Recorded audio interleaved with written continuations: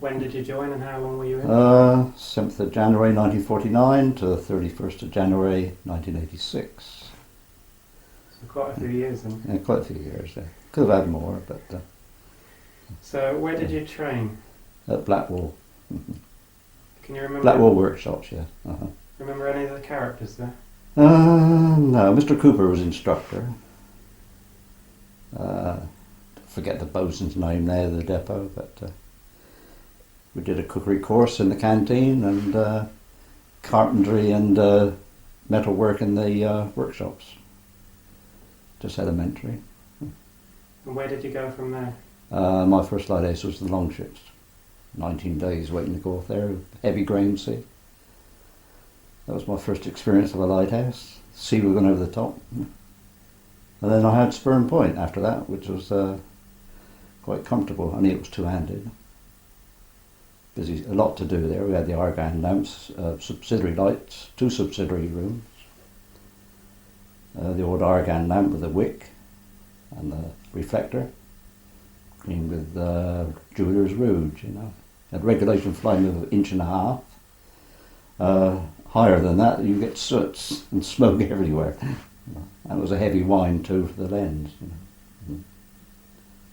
By heavy wine, do you mean? Well, it was a heavy weight, you know. And you had it's on chains. It was not on a wire rope, and it was a very frequent wine every 3/4 of an hour. Where did you stay when you were there? Was it in the... I had the quarters in the compound. Used to be a circular compound there. You know. Very often you used to get covered in sand with a northwest wind. You had to dig out there occasionally, but I was only there as a supernumerary keeper.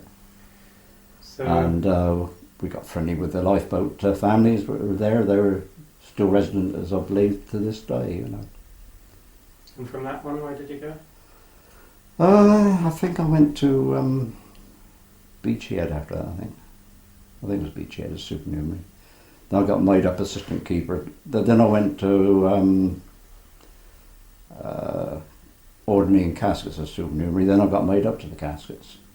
Then transferred to the Hanwell when the Trinity House colleges in Guernsey were opened after the war.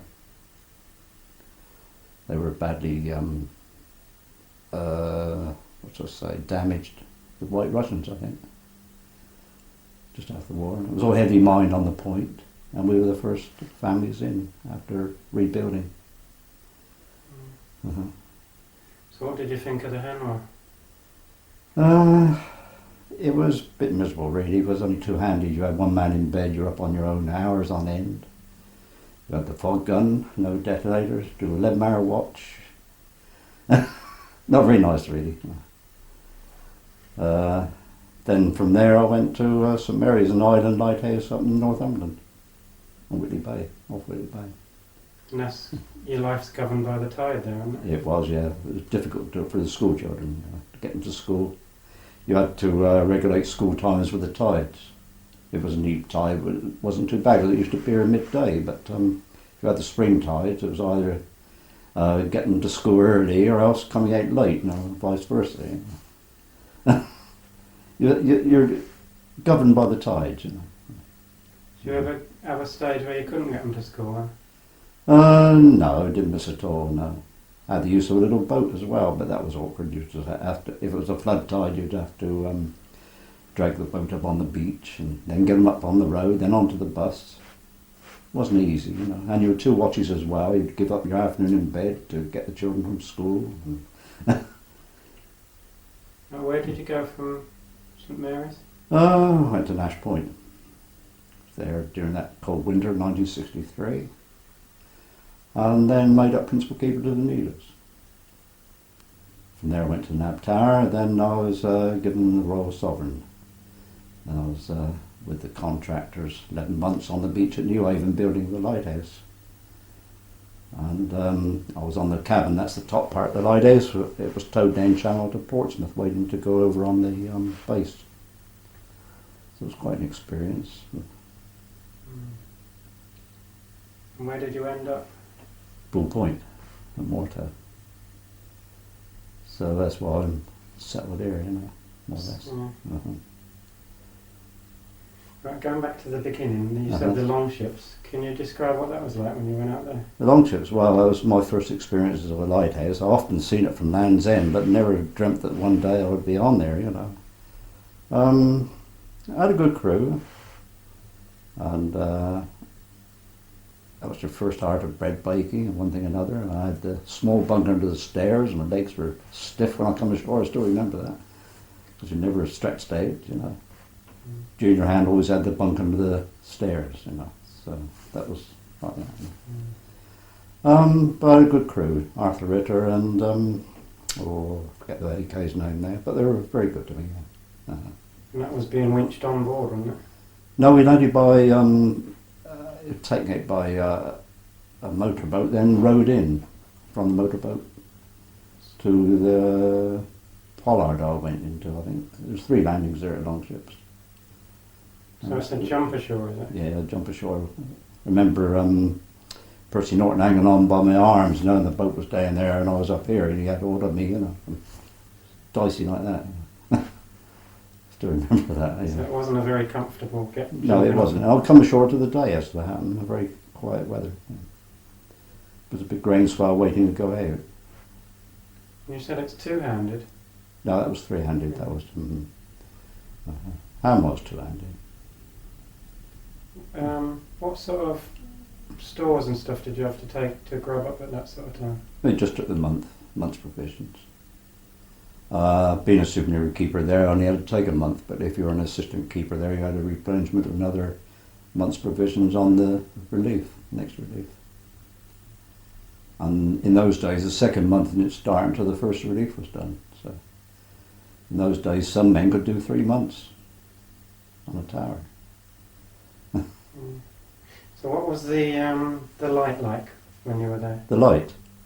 I believe it was an accordion light, I believe. Fixed ends. Or was it? No, it wasn't an accordion light. I'm getting mixed up with Nash Point, I think. Yeah, no, I kept a severe lantern watch on straight from Blackwall. And it was plain to see, and you read up in the lantern and that, pretended it was light. 100mm light, I think it was. I'm not quite sure on that point. Could be 75mm hood burner. That's renowned for foul weather there, isn't it? Oh, the longships, yeah. Did you get much when you were there? No, not too bad really, no. Only that period waiting to go off. No, the worst spell I've had, I think, was on the Hanwha and the Royal Sovereign, you know, for a big sea, you know. And that didn't last too long, but it was well broken up, you know. Mm-hmm. Yeah, the Hanwha has a sort of a reef, didn't it? Yeah, it was on a reef, yeah. And that's the one you said was two-handed? That was 2-handed then. It was made 3-handed while I was there, and radio telephone was put in while I was there. Other than that, we used to semaphore ashore. Any messages? Anything serious, you used to put the Trinity House ensign over the Z flag. And the man on shore, the principal keeper or assistant, would come up and semaphore to see what was wrong. Anything serious, the boat used to come out from Portlet Bay. And that was another step ashore, was it? Well, we lived ashore there, in the colleges. We had the Trinity House colleges there. Yeah. I mean, when you actually come on the light, that's not a winch on the Hanwha? Oh, no, just a step ashore, yeah. Mm-hmm. Mm-hmm. I keep saying step ashore, but I should think it's rarely step ashore, is it? Yeah, not always the case there. No. I think the Needles was the dodgiest one to get out of. I didn't know what they call bowline reliefs at all. You know. Just had to jump for it. Of course, the Royal Sovereign was helicopter. That was the first helicopter reliefs on the Sovereign. The Bristows used to do it before this helicopter. They used to land you on New Haven Beach, and they got organised, and you went from Shoreham Airport because of fire control. You know. So that was the first helicopter reliefs from the Sovereign. And the Sovereign, you say you saw it more or less being built? I was with it being built, yeah. I was with the contractors 11 months on the beach at New Haven. That must have been an odd posting, isn't it? It was, yeah. I used to have weekend leave and go back Monday and go home Friday, you know. It was like office hours. You just kept things going, you know, with the contractors. And, you were sort of posted to a lighthouse, but there wasn't a lighthouse built. yes, in a way, yeah, as you were working up and getting used to the equipment and Then you had to store the place up gradually, and off we went. I haven't got dates to hand, I have got them, but the base was towed out to the Royal Sovereign site on the Safe Bank, and the winter set in and the top had to be towed down to Portsmouth until such 3 or 4 months, February month I think it was, we had to be towed back up, placed over the base and jacked up. So it's quite an experience really. Duke of Edinburgh, the master, he flew his helicopter out to visit us. That was quite interesting. Things went there. We had the coat of arms from the light vessel, that was put on the Sovereign Tower. That was a one-off building. They were going to build more, I think, and the Lambie boys came in, and that squashed that idea. Christianity Nielsen's built it. They were going to build a steel structure, and they said they could build a concrete structure and steel combined for the same price. So, they had quite a nice building, really. What did you think of the inside then? Oh, it was all balanced out, as you can imagine, you know, for weight. Engine room balanced the water tank out, and the engines balanced the rest of the building. It was all balanced, and the tower all had to be balanced. And we had a little bit of trouble jacking up because they were drinking our water, you see. Our weight was getting used with the contractors' builders, you see, and we had to get the Patricia, she was passing, and give us some water, and then they had it in barrels. They couldn't pump it to us, you know, the old Patricia. And anyway, we eventually got jacked up, and everything went well after that. And what was it actually like to be in bad weather, you were saying? We had one bad spell. We had over a 70 knot wind, took away the deck lockers, and it used to trip the light with a vibration. Used to be that sort of trouble. Took away the lockers, you say? Yeah, deck lockers we had on deck. What? Lockers, they were, they contained safety gear for the helicopters and that, and rescue gear, you know. Was that blown away or washed away? Blown away, yeah. They got took away. Did you get much seas up that thing, or? We got up to the radio room once, splashing up. I wouldn't say it was an actual sea. The place was built for a 500-year wave, you know, so it was all planned out. That was the only real sea I saw there. What was it like inside it in the storm, and did it move like a tank? Yes, oh yeah, it was quite frightening. And at one time we had the it was a yacht race going to France, and one got stuck underneath us. Woke us all up. We wondered what was happening. We thought the foundation had gone, the casing, you know. Opened the workshop door and it was always sparking. The masthead lights were sparking against the ironwork around the lighthouse. And got in touch ashore. As it happened, we were having a new radio telephone put in at the time, and I had to get the radio mechanic out to connect us up to get the message ashore. We had the VHF telephone as well, and they launched the lifeboat and contacted Coaster, the motor vessel Dublin, and I think the yacht's name was Battle Cry, and she dismasted. She let go of her mast, shed her mast, that was hanging underneath, and she was going down channel, and the lifeboat chasing her, and the little coaster. So, and that ripped a lot of the, what shall I say, the walkway around the lighthouse away, and that had to be rebuilt, which must have been a job really, because it was suspended out. Then I left the Royal Sovereign there, so I never saw the completion of that. Mr. Vennings, he was the engineer in charge of that job, but it must have been a feat to carry out. You know. You said the storms on that was a bit frightening inside. What was the movement like then on it? It used to get jarring, you know. You get a southwest sea. It took some of the fenders away as well, you know. But it was only sheer weight holding it there. It wasn't fixed to a rock like the towers, you know. Just sheer weight. So was that there was a case in there filled with sand, you know. That weighted you there, you know. And I believe the southeast corner used to scour out. They used to put divers down every year just to inspect it. You know. They put a lot of rubble down there to stop the scouring. You know. So we were actually on the bank, replaced the light vessel. That was a nice experience. Then I got Bull Point, then took that one over new after the cliff fall there. So in effect I took over 2 lighthouses, one at sea and one on shore, new lighthouses. So was the cliff fall still visible when you went to Bull Point? Or? No, there was a 3-handed station at the time before I went there, but the temporary light was still installed. That was borrowed from the bird watchers Case had given us this light previously, and they borrowed it back from Broughton Burrows, you know. And they fixed up this temporary light, and the actual lens went on the new lighthouse. The engine room was gone, and the actual previous tower was gone, but the cottages were remaining. Well, they're still there to this day as holiday cottages, you know, for service personnel. So with you had the temporary light and the new light there?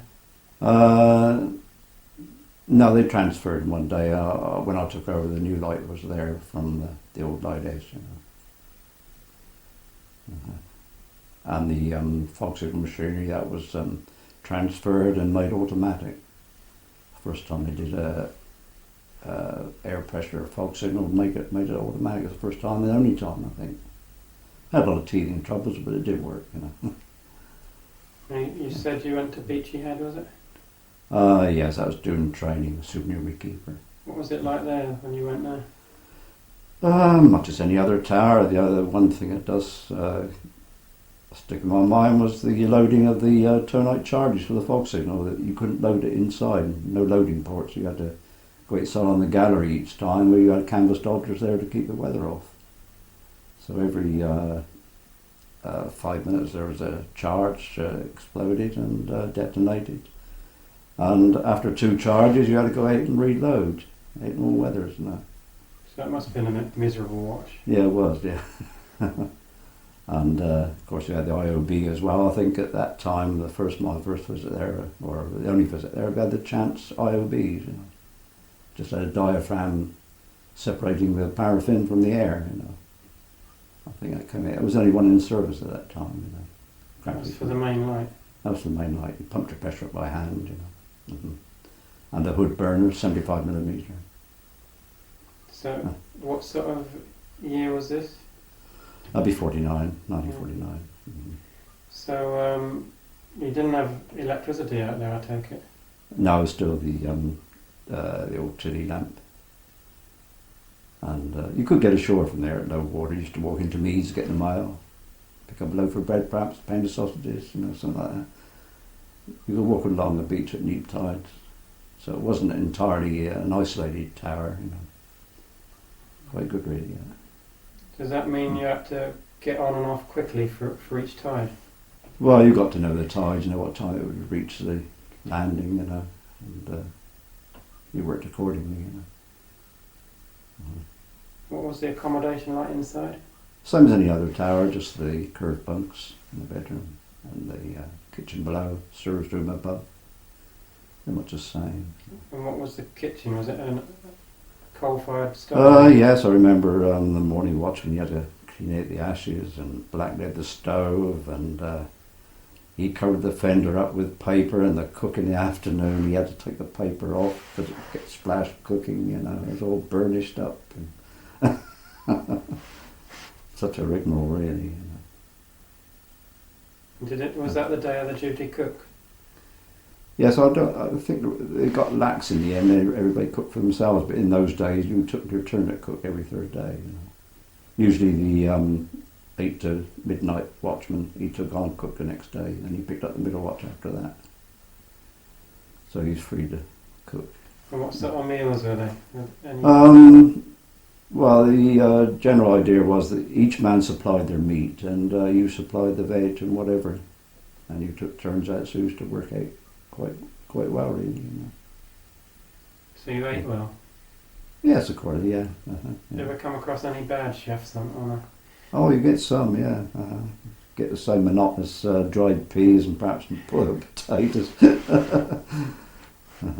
But if it was, Some crews used to have a bit of a competition, you know, see if you can improve on what they cooked, you know. And Sundays used to be a little bit better. You perhaps cook some sausage rolls and make some dessert or something for Sunday tea, you know. Used to be a general practice. I take it there weren't fridges on there then? Not in the early days, no. We had to bake our own bread and meat. Well, you roasted a joint the first week you're off, then you had to pop your meat down in jam jars in the slow Valor oven, the Valor cooker, you know, the oil cooker. You cut up your beef in small pieces, let it simmer for about 5 hours in the jam jar. You had all the juices, nothing lost, and when it cooled down, you filled it with lamb fat. Because lamb fat was hard, beef was porous, so it wouldn't keep. So, and we baked our own bread. So, all in this oven? Yes, in the Valor oven mostly, yes. Especially summertime, the range wasn't used much in the summer. Used to put the coal range out and use the Valor to burn. So this was like a little portable affair, was it? Yes, you just had a portable stove, and if you wanted the oven, you used to put it over one burner or the two burners, you know, whichever. How about hobbies on a lighthouse then? Hobbies, well, so say, well, I've met men that used to knit, men that used to crochet. I like carpentry, but not every lighthouse lent to that because you didn't have the space and you made too much mess. It would get all up the tower and be a big job to clean up, you know. A lot made mats, you know, the old size or Kayar rat mats. If you had size, we used to dye it different colours, plait it, sew it together. Or you get the wool mats and also the what are called peg mats. You cut up cloth and use it with a needle and pull through the stitching, you know, like the peg mats. But I don't think there's any of that done. Television came in its being and of course killed all the hobbies. You know. So it was radio days, was it? More or less on the lighthouse? Just a radio, yeah, and the first years you only had the wet accumulator for your radio. Very often the accumulator would run down by the relief. You used to put a torch battery on to get the weather forecast to see what weather was for the relief.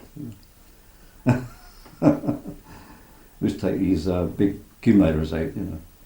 They'd last about 3 or 4 weeks. The man on shore used to pay for it, so he paid for it in turn and took the accumulator off with you. And you had these big flat batteries, I think they were 240 volts, and you plugged in for whatever voltage, you know. Flat dry, they were about a foot long, 9 inches wide, about 2.5 inches deep. Solid battery. So what did the accumulator do that you got? That actually is a small battery, you know. Yeah, yeah, a bit primitive. Christmases on a lighthouse out to sea. Did you get many of those? Yes, ham wire and needles. Yeah.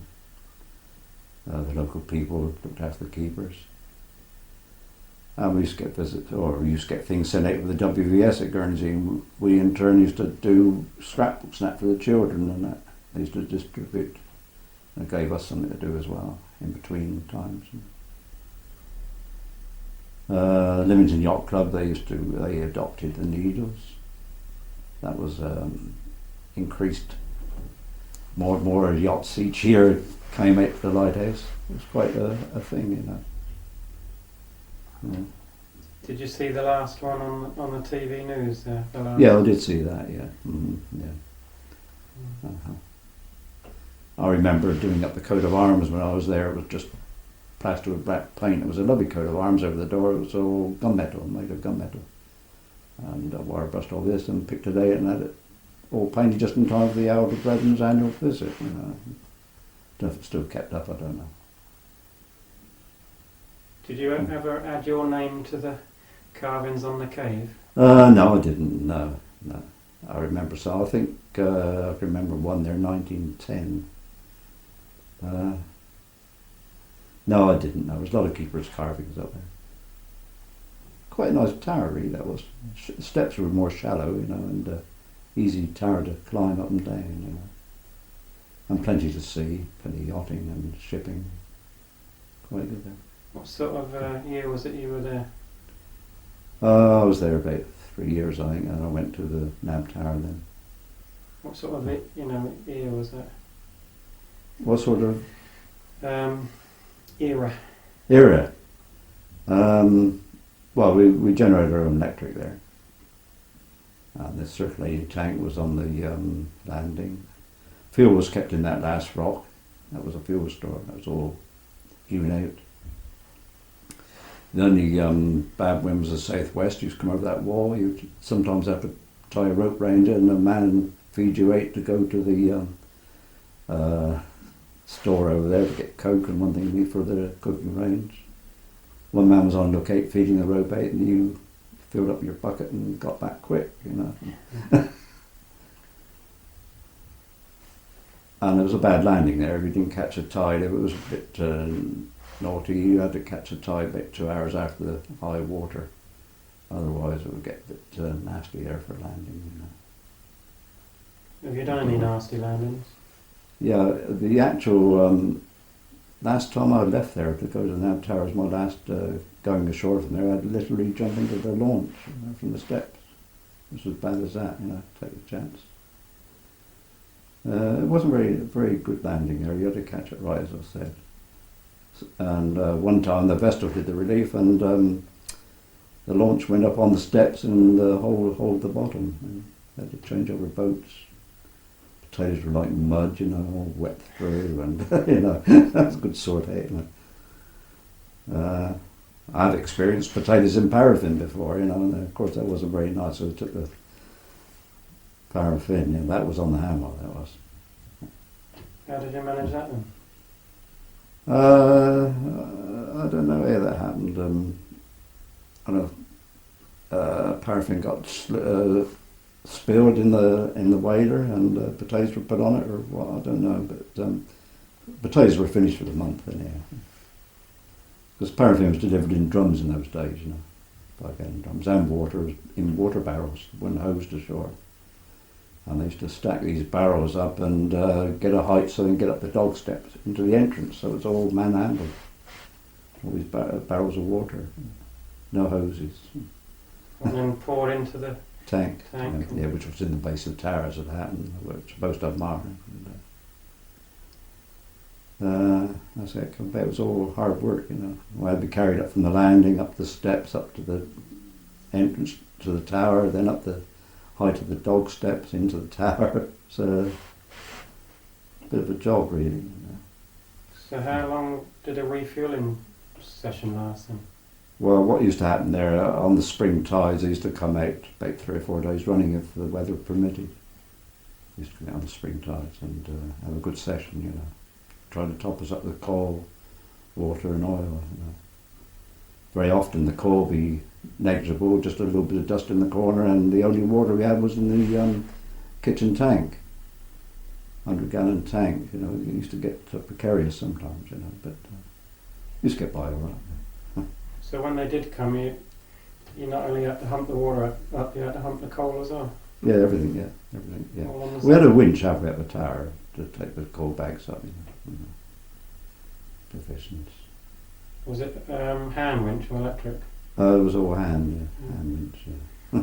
So you had like a month of sort of semi-idleness and then one mad dash, was it? Yeah, it used to be about, as I said, on the spring tides you used to get 3 or 4 days, and you used to look forward to the mile and a bit of fresh food, you know, like cabbage and one thing or another come out, and other than that there was nothing, you know. I'll say semi-idleness, you had to do a lot of work, didn't you? Yeah, well, there's a lot of cleaning really to do. You had the air pressure to pump up, the paraffin to carry up, and you had the burner to clean every morning, and the burner head used to be done in potash.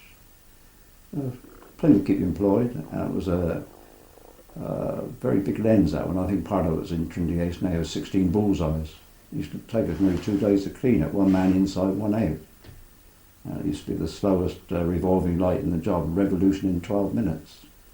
Very slow revolving. You had a job to see it moving, you know. That's the hammer. And the actual flash was 9 seconds.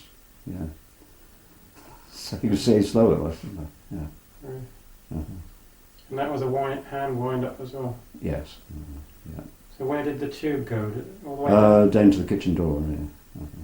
Yeah. Yeah. That was, I think, hourly wind. I think it was. Every hour. I think so.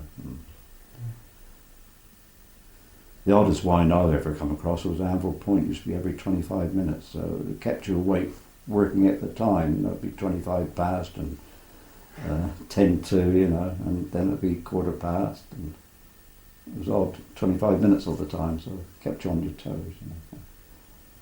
Although before the weight got down the bottom, you used to trigger a bell to tell you it was nearly at the bottom, but you still had to work this time out. You have to be closer to hear the bell, surely. Oh yes, yeah. Yeah. So, Yeah, but the service room.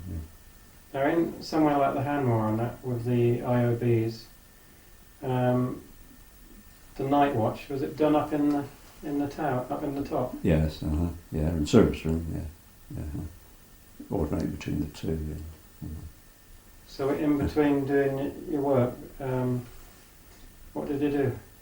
Sit there with just a lamp? Yeah, you read a book or something, or just keep a general lookout.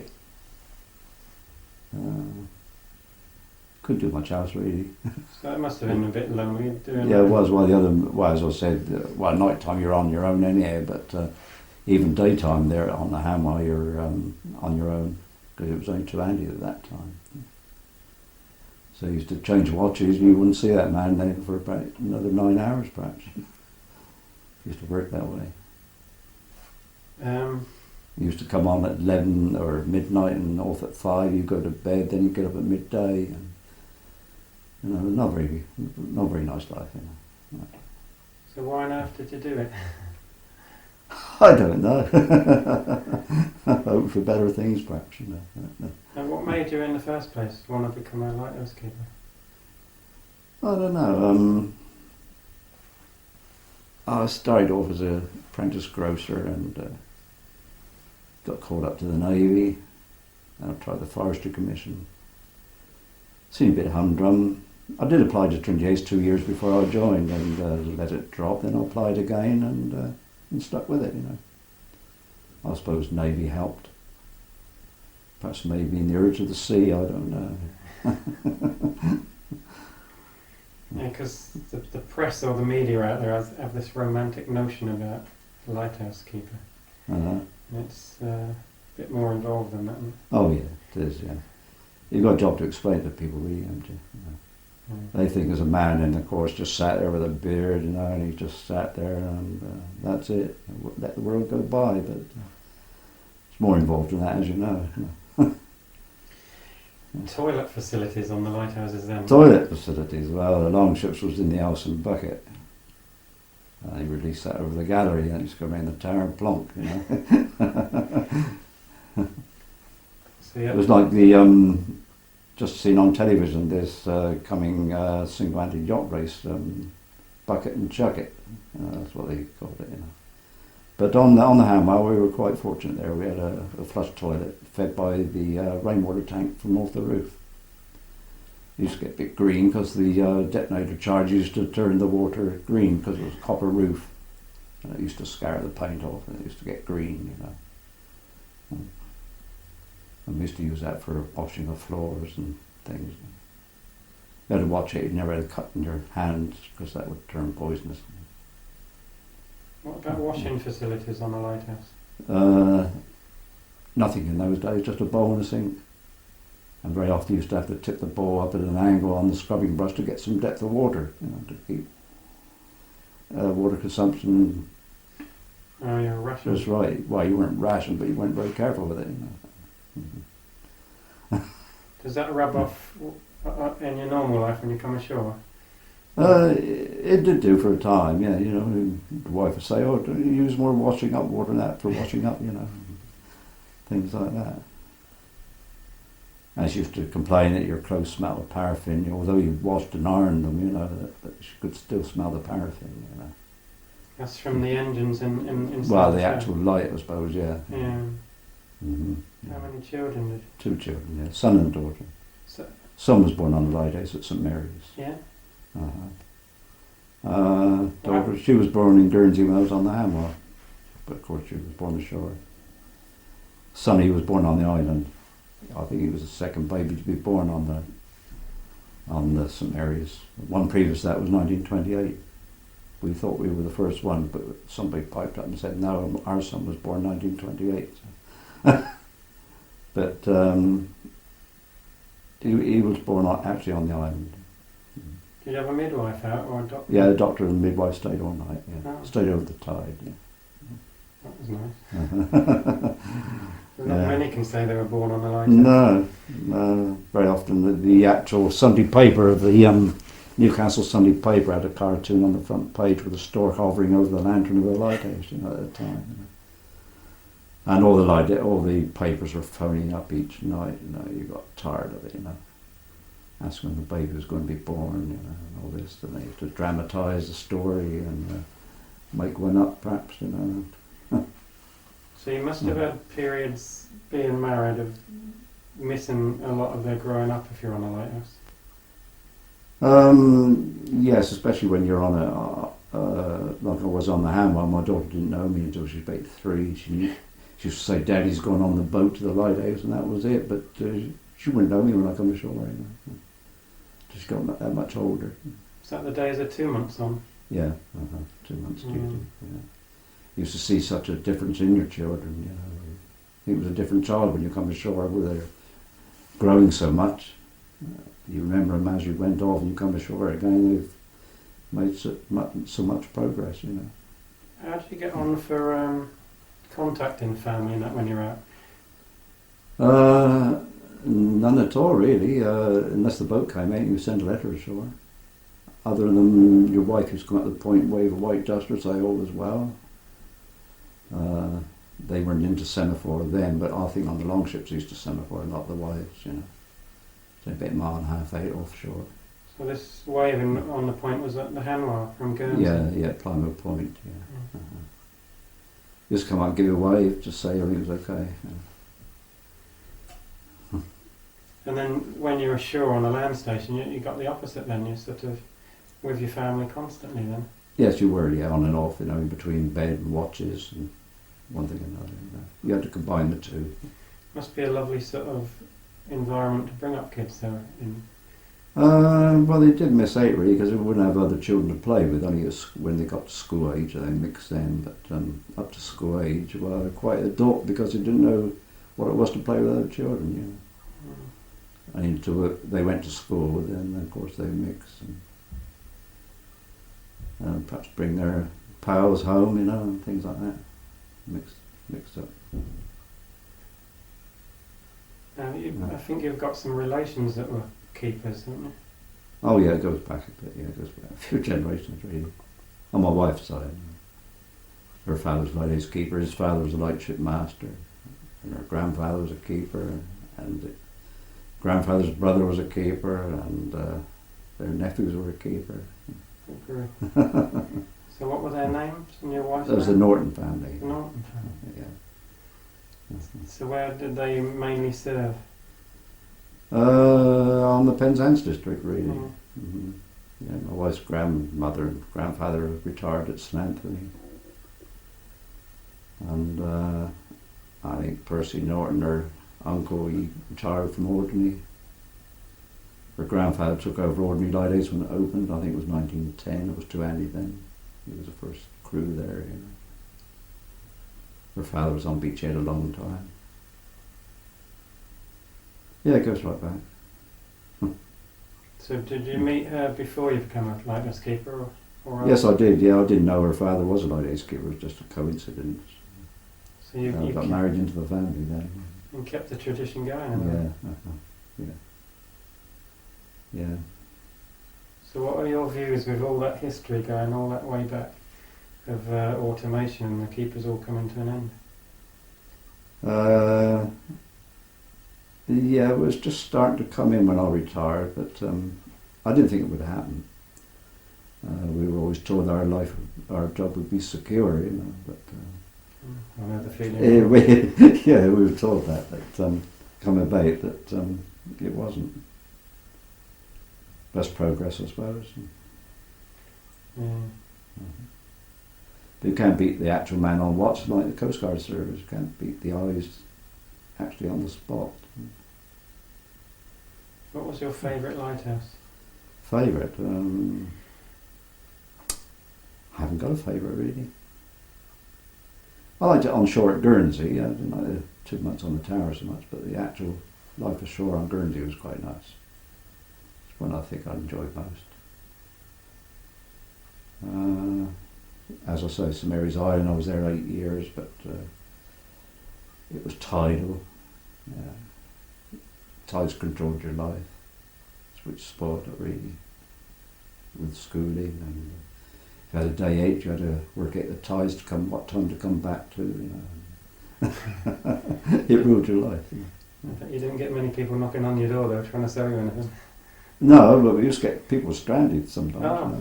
Get to caught with the tide, and one night there we had a young lad. He borrowed his father's car, and the car stalled on the causeway, and that got flooded, and we had to put him up for the night. You know, things like that happened.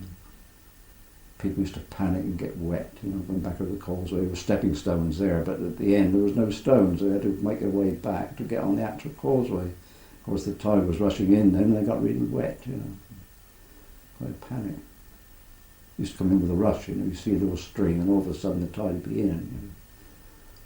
You know. And certain winds used to keep the tide in as well or bring it in early. So I used to get caught out. Yeah. What was the actual tower like on St Mary's?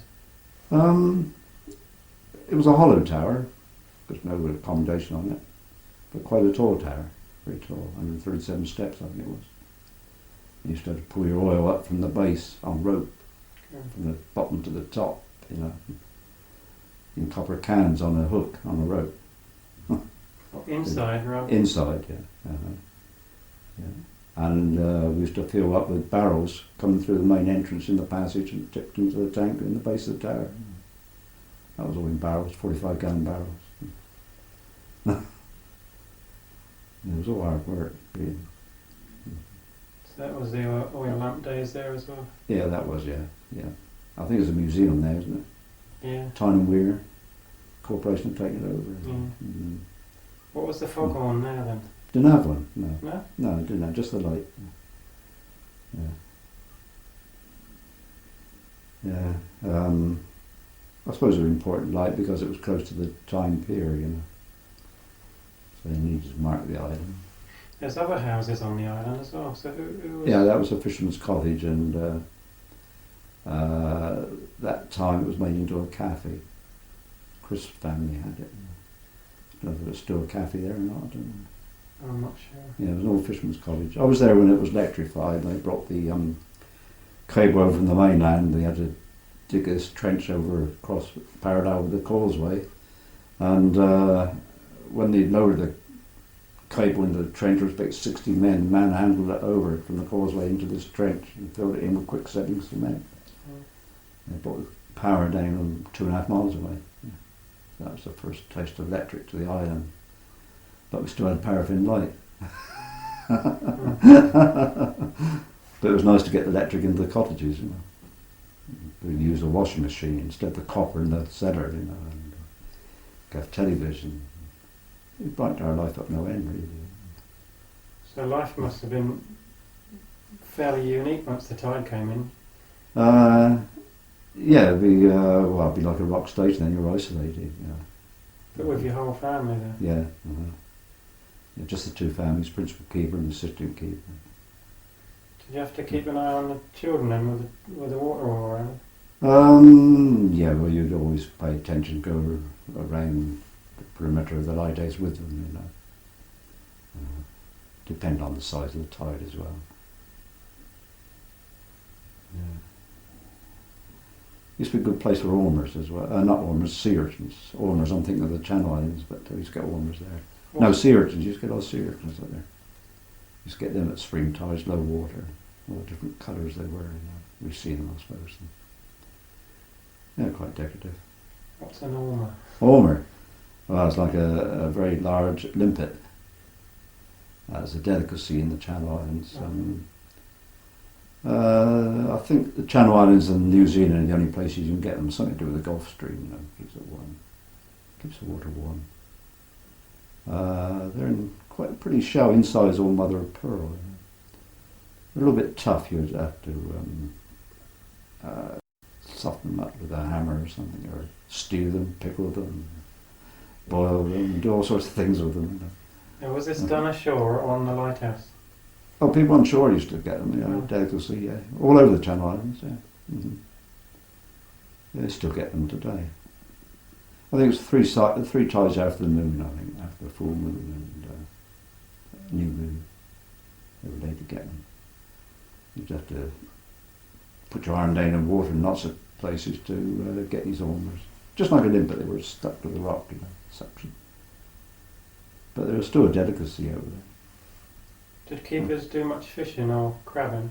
Yes, we had a crab pots, and we had to go at kite fishing, you know, from the gallery, but not too successful. I think they used to do it from Eddystone very well, you know, make these kites.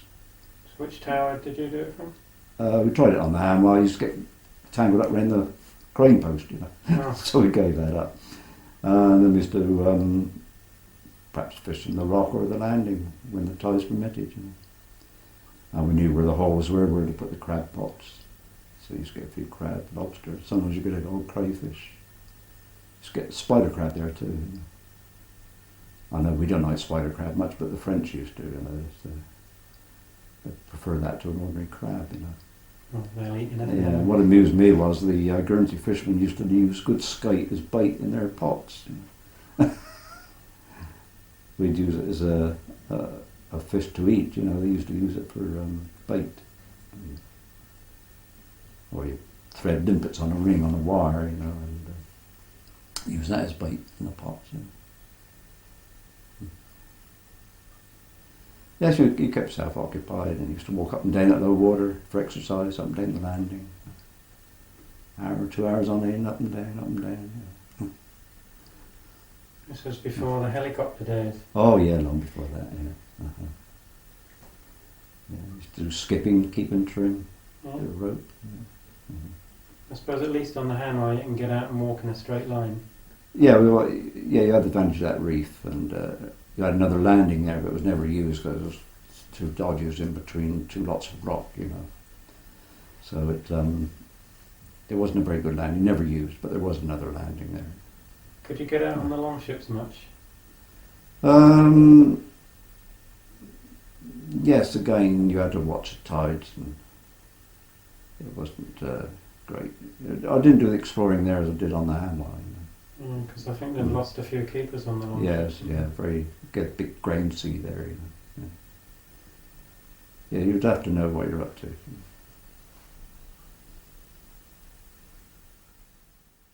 Can you tell us what the Nab was like? Nab Tower, well, that was one of the most unusual lighthouses I've been on, and perhaps other keepers as well. It was like a big gasometer.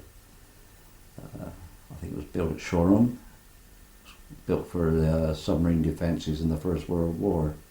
And this one was completed, and they towed it out to replace the Nab lightship.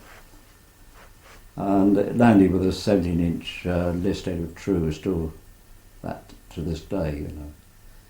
And the foundations are all concrete. You used to call it the wedding cake because it went out in tiers at the base, and I think it was cracked, and the dockyard divers used to go down every year to inspect the cracks in the concrete, but it didn't get any worse.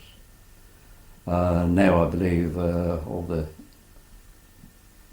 top deck has been cleared of radio beaten mass. They've got a whip area on that so that helicopter can land there. I believe the Admiralty had it first, gave it to Trinity House in Trinity House took it over in 1928. When the Admiralty had it, they had a centre light with a red and white sector. And Trinity House took over, they had a white light one side and red light the other, white inshore. And just little small lights they were, not very big. They were revolving, and they had a fog bow in the centre, and dive home fog signal. Also a radio beacon. And what do you remember mostly about the Nab Tower was the advantage of seeing all the shipping right close, naval and liners. Of course, today the liners have disappeared a lot. Remember saying bon voyage to the Queen Mary and the Queen Elizabeth on their last trip away, and welcoming the Queen Elizabeth II in. Stood with the flags, just welcomed them. And they put up the affirmative flag to say, well, acknowledge what you've sent. And it was managed by the dockyard. They kept the structure done in pitch tar, painted in tar. And they used to come out for about 3 months each year for maintenance, which was good for us because we had company and good fresh supplies of food and newspapers and did as well. And we had quite a lot of company as well. And had a visit from the C&C Portsmouth on one occasion. He said, Nab Lighthouse is in my parish, I'll come out to see you. He was the only one that came out. What was it like living with a list, permanent list? List? You didn't notice it. You did notice it when you're washing floors. The water used to run away from you.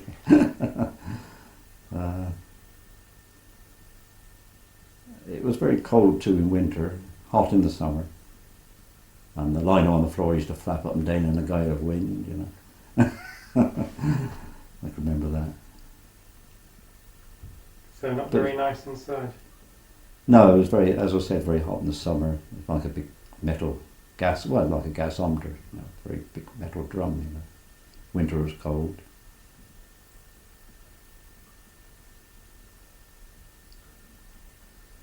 Right. Thanks then.